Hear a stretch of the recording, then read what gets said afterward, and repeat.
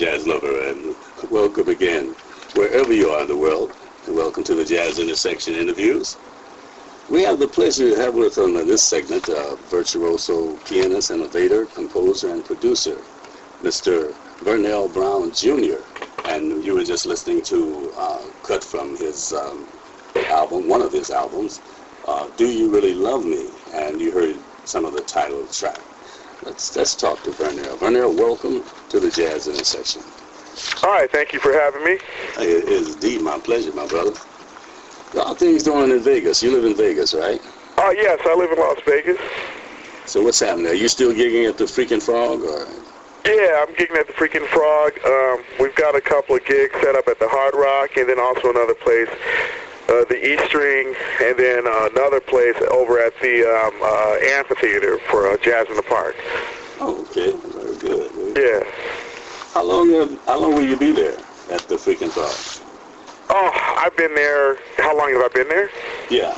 Yeah, I've been there, I guess. It's just been a little over 7 months. Okay. Yeah. Yeah. You're now 40. Family man.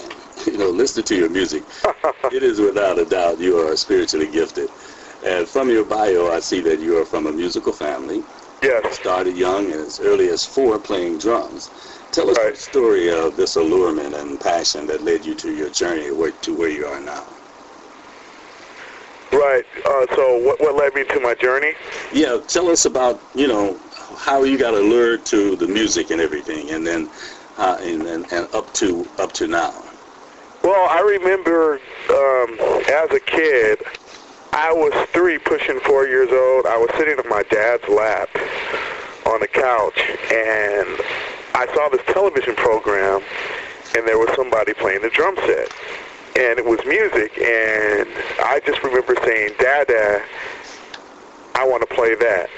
So what ended up happening was my mom and my father really sponsored me. They actually nurtured me and paid for lessons. I started playing the drums, and then from there I started taking violin lessons. I ended up being a concert master in my junior orchestra, playing Mozart concertos and stuff like that. Wow. And then from there I decided to play the piano because in high school I went to the Los Angeles County High School for the Arts. It's kind of like the Fame kind of a situation, and I really wanted to play drums for a living, but since the piano is a very percussive instrument in the same way, I felt that was a good thing to do, and there were too many drummers in line to play in the jazz combo in high school, and there was this Fender Rhodes sitting on the side, and it was always open.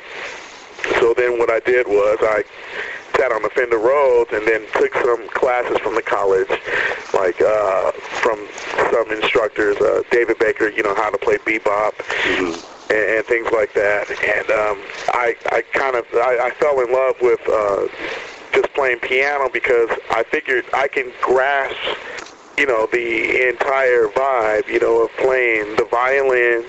I can play the drums, and I can play the piano, but I can play them both on the piano because the violin is a melodic instrument, so is the piano, and the drums is a percussive instrument, and, so is the piano. So I said, you know what, I'm going to stick to this, and I'm about to take some more violin lessons, but you're kidding. That's just between me and you. Right. Right on. Okay, go ahead. So what happened after that? After you finished, you enrolled. You were in music magnet school in Los Angeles, right? Right. Yeah, I went to Hamilton Academy of Music in Los Angeles, which was sponsored, by the Grammys, and then I also went to LACTA, the Los Angeles County High School for the Arts. From there, I got a full scholarship, and I went to Berklee School of Music in Boston. And I left a little bit early because I had to do the Thelonious Monk competition in Washington, D.C. For the second time. I went home and I had Thanksgiving. This is a true story. I had Thanksgiving turkey, and I said, hey, Mommy, Daddy, I said, I don't think I can leave, go back to school right now. Because I still wanted to have some more of the turkey. And then, ironically, at that time, Jerry Moss and Herb Alpert signed me And I ended up recording these albums on A&M Records, and Herb Alpert played on my first record, and Jerry Moss. They both put me, under their wings. How did you get discovered by Jerry Moss? How did that happen? I got discovered by Jerry Moss. I was doing something. I was subbing for a good friend of mine, Billy Childs, a keyboard player. Sure. I was accompanying a French hornist. His name is Richard Todd in Los Angeles, and they had a function called Grammy in the schools. And Billy was feeling a little bit under the weather, so he couldn't make it. So I ended up subbing for him.